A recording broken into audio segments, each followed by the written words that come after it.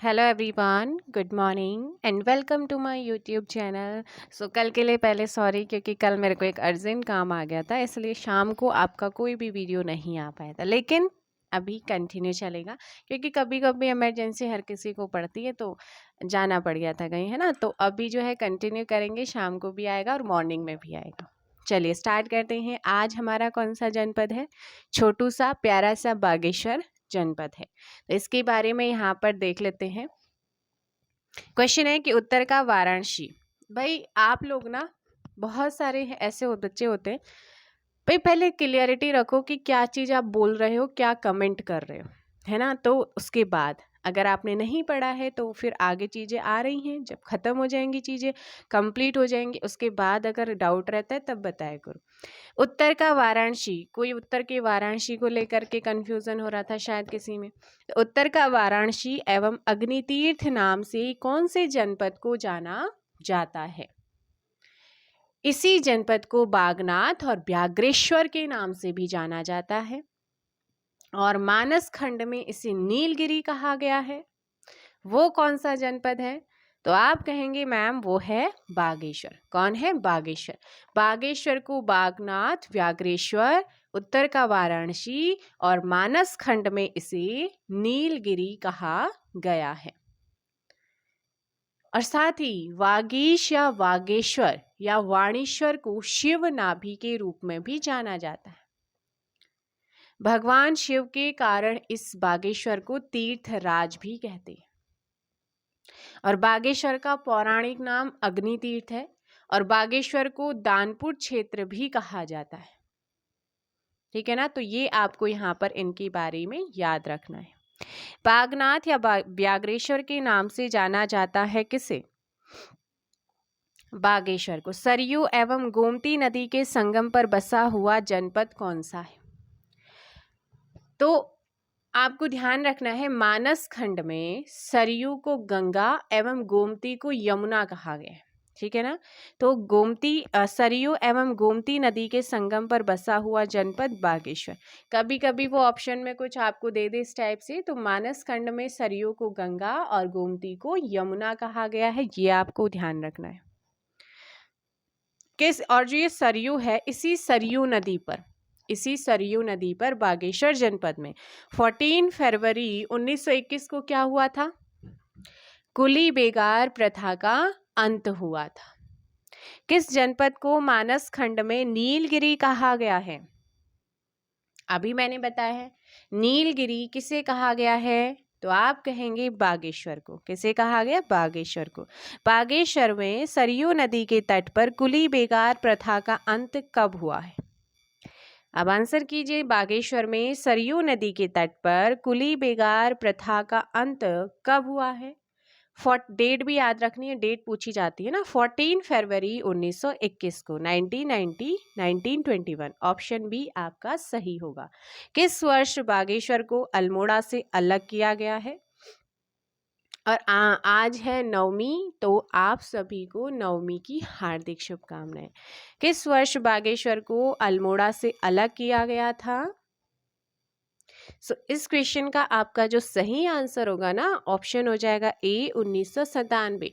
देखो बागेश्वर का जो गठन हुआ है ना, बागेश्वर का गठन की मैं अगर बात करूं तो इसका जो गठन हुआ है वो हुआ है कब हुआ? 15 सितंबर 1997 को। कब हुआ? 15 सितंबर 1997 को इसका गठन हुआ है ना। किससे अलग हुआ है? ये अल्मोड़ा से अलग हुआ। अब मैं इसका थोड़ा सा ज्योग्राफिकल स्ट्रक्चर इसका रिवाइज करा देती। किन नदियों के बीच बसा हुआ है? सरयू और गोमती नदी के, है ना। और इसके पश्चिम में क्या आता है? नीलेश्वर पर्वत, और पूर्व में आता है भीलेश्वर पर्वत। उत्तर में सूरज कुंड आता है, दक्षिण में अग्नि कुंड आता है। अगर मैं जनपदों की बात करूं तो ये एक आंतरिक जनपद है, जो कि हमारे जनपदों से ही गिरा है, किसी राज्य या किसी देश के साथ सीमा नहीं बनाता है। उत्तर में पिथौरागढ़ और पूर्व में भी पिथौरागढ़, उत्तर और पूर्व में पिथौरागढ़ से सीमा लगाता है। दक्षिण में अल्मोड़ा से, और पश्चिम में यहाँ पर चमोली से सीमा साझा करता है। इसका जो क्षेत्रफल है, इसका क्षेत्रफल 2246 वर्ग किलोमीटर स्क्वायर किलोमीटर है, अकॉर्डिंग टू वेबसाइट। बागेश्वर जिला जो है राज्य का तीसरा सबसे छोटा जनपद है। क्या है? बागेश्वर जो है राज्य का तीसरा सबसे छोटा जनपद है और 4 आंतरिक जनपदों में से एक हमारा बागेश्वर भी है।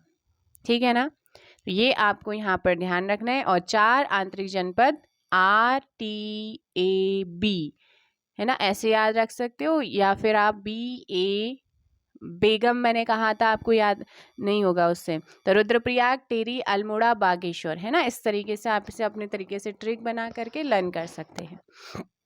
चलो भाई नेक्स्ट क्वेश्चन का आंसर दो। किस जनपद के पश्चिम में नीलेश्वर पर्वत एवं पूर्व में भीलेश्वर पर्वत स्थित है? आंसर हो जाएगा बागेश्वर। निम्न में से राज्य का आंतरिक जिला कौन सा है? बताइए, इनमें से राज्य का आंतरिक जिला कौन सा है? जल्दी से कमेंट कीजिएगा कि आंतरिक जिले की अगर बात करें तो आंतरिक जिले में कौन आ जाता है? आंतरिक जिले के अंतर्गत यहाँ पर बागेश्वर है। बागेश्वर, रुद्रप्रयाग, टिहरी और अल्मोड़ा। बागेश्वर में विधानसभा क्षेत्रों की संख्या कितनी है? देखो भाई, बागेश्वर में 2 विधानसभा क्षेत्र हैं। 2 में से बागेश्वर जो है ना, कपकोट और बागेश्वर, बागेश्वर एक अनुसूचित जाति के लिए रिजर्व है।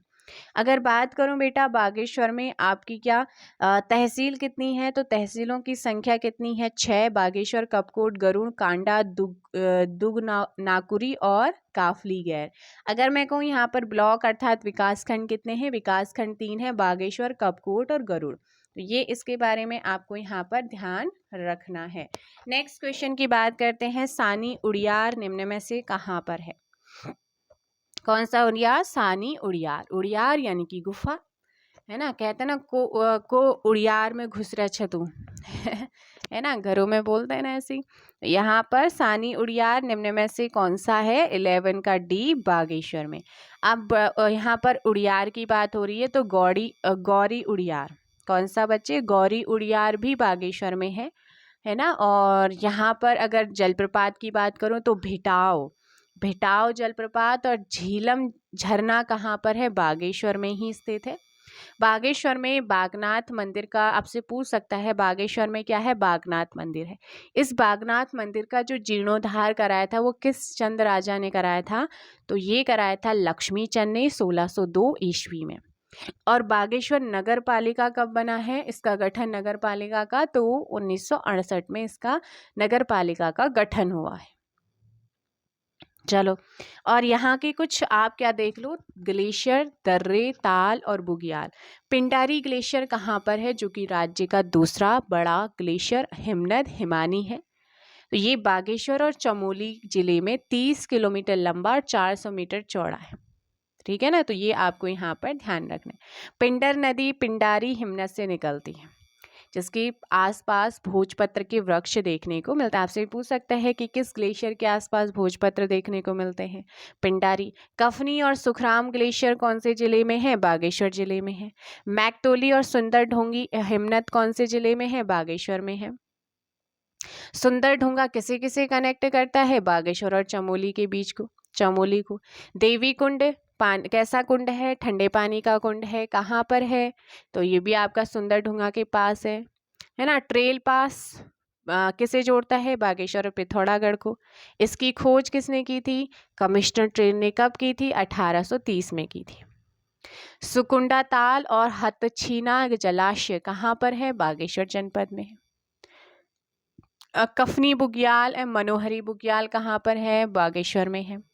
द्रोणोत्थल का जंगल सानी उड़ियार कहाँ पर है? तो ये आपका कहाँ पर है? बागेश्वर में है।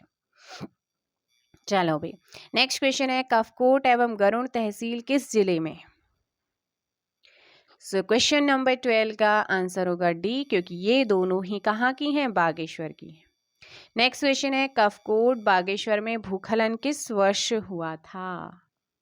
क्वेश्चन नंबर 13, और इसका जो सही आंसर होगा वो क्या हो जाएगा? ऑप्शन बी, 2010 में हुआ था। सुकुंडा ताल एवं हथछीना जलाशय कौन से जनपद में है? बागेश्वर। ठंडे पानी का देवी कुंड एवं सुंदर ढूंगा हिमनद कौन से जनपद में है? बागेश्वर। दनपुरिया बोली का संबंध, अब दनपुरिया क्षेत्र भी जब बागेश्वर को कहते हैं तो बोली भी किससे रिलेटेड होगी? बागेश्वर से। कफनी बुग्याल एवं गौरी उड़ियार निम्न में से कौन से जनपद में है? जल्दी से बताइएगा कौन से जनपद में है। सो इसका सही आंसर क्या हो जाएगा? क्वेश्चन नंबर 17 का यहाँ पर जो सही आंसर होगा वो होगा क्या? ऑप्शन ए, बागेश्वर में। विजयपुर व्यू पॉइंट एमसास बहु खेत कौन से जिले में है?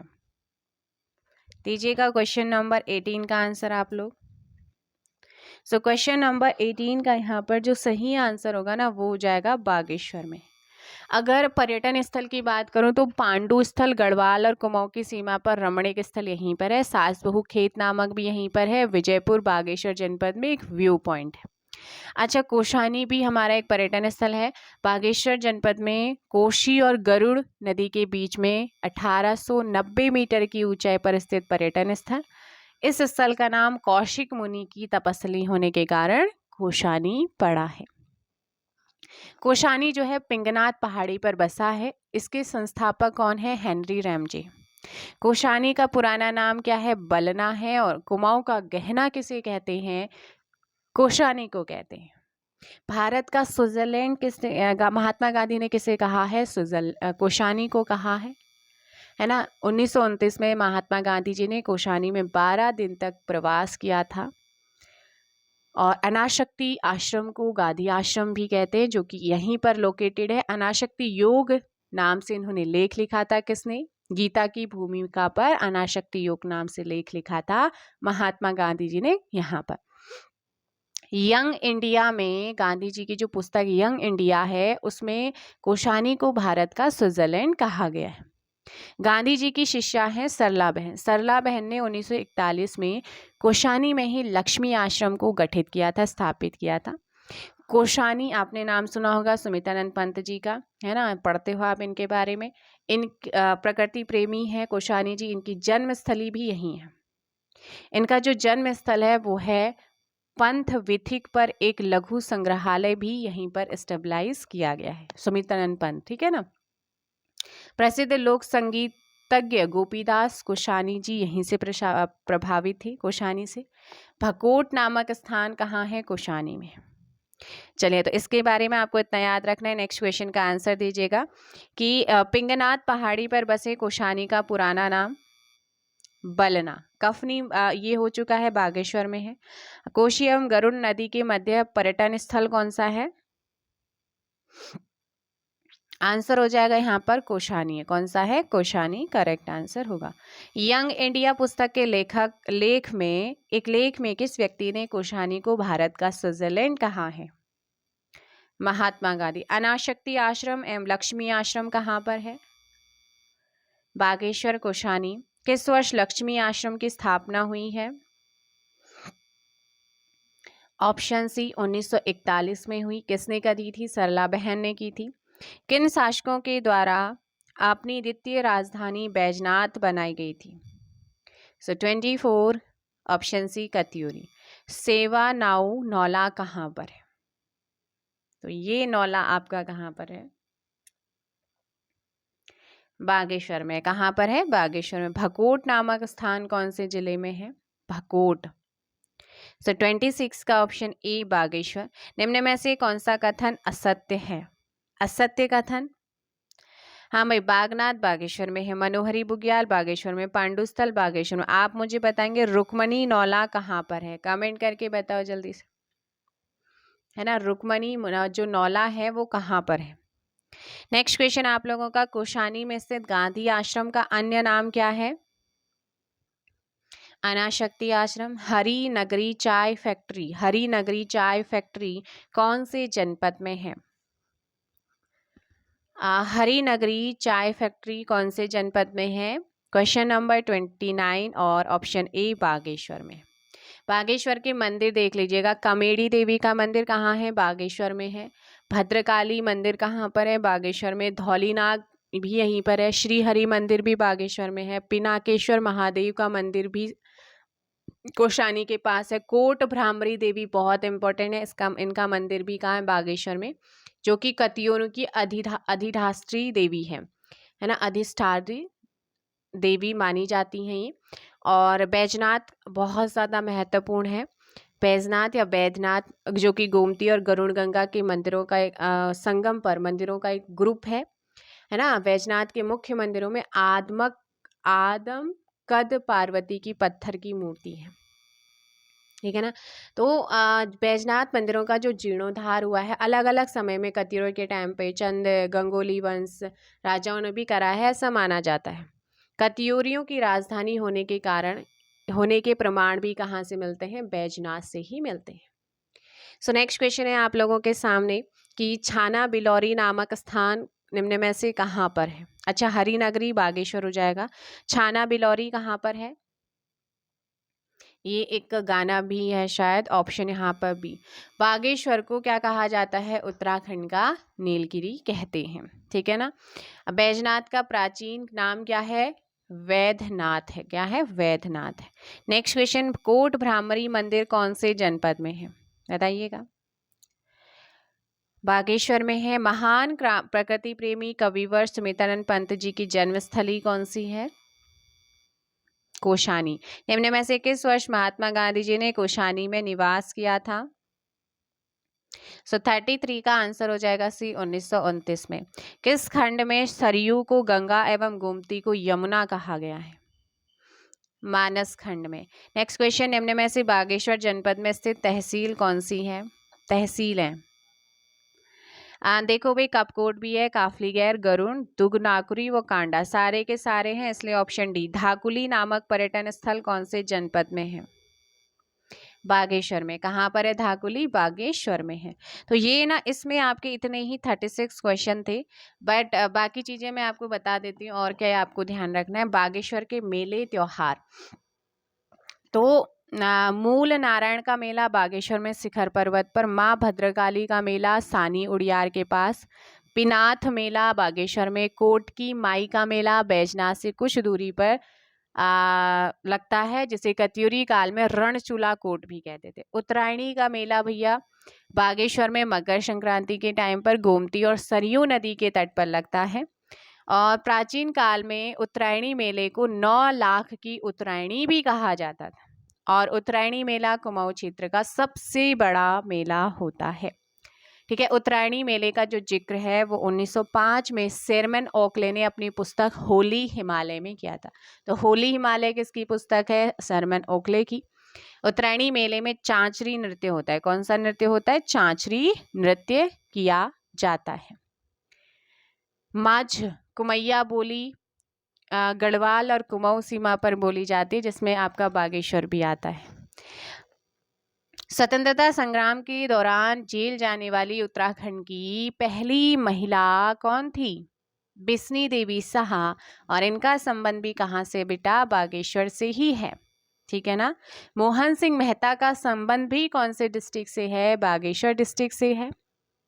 और अगर मैं आपसे बात कहूँ किसकी, मेहरुड़ी कस्तूरी मृग अनुसंधान संस्थान की, अब मुझे आपके लिए क्वेश्चन छोड़ के जाना पड़ रहा है कि मेहरुड़ी कस्तूरी मृग अनुसंधान संस्थान जिसकी स्थापना 1977 में हुई थी, है ना। ये आपने कई बार सुना है कि मेहरुड़ी कस्तूरी मृग अनुसंधान संस्थान की स्थापना कब हुई? आपने कह दिया 1977 में हुई।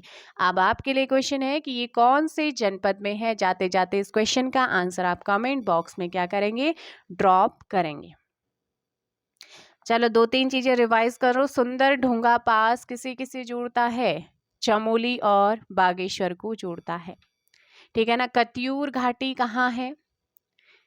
कत्यूर घाटी, तो याद रखना है कत्यूर घाटी गरुड़ बैजनाथ बागेश्वर में, है ना। इसके अलावा और क्या याद रखना है? चलिए आज के लिए इतना ही। इस बागेश्वर जनपद से रिलेटेड इतने ही क्वेश्चन और इतने ही एक्स्ट्रा फैक्ट, ज़्यादा जो चीज़ें महत्वपूर्ण है वो आपको यहाँ पर करा दी हैं। और ज़्यादा वैसी चीज़ें फिर हौच पौच हो जाता है, ज़्यादा चीज़ें भी नहीं बतानी, क्योंकि क्या होता है ना, लिमिटेड चीज़ें पढ़ो लेकिन काम की चीज़ें पढ़ो, जो कि मोस्टली एग्जाम में आने के उनके चांसेस होते हैं, ठीक है ना। पढ़ने के लिए तो बहुत कुछ होता है, सोर घाटी या सोर किसे कहा जाता है, या सोर घाटी कहाँ पर है, किसका पुराना नाम है, इसका क्वेश्चन भी आप मुझे कमेंट करके बताइएगा। चलिए मिलते हैं हम नेक्स्ट वीडियो में जल्दी ही। Thank you very much.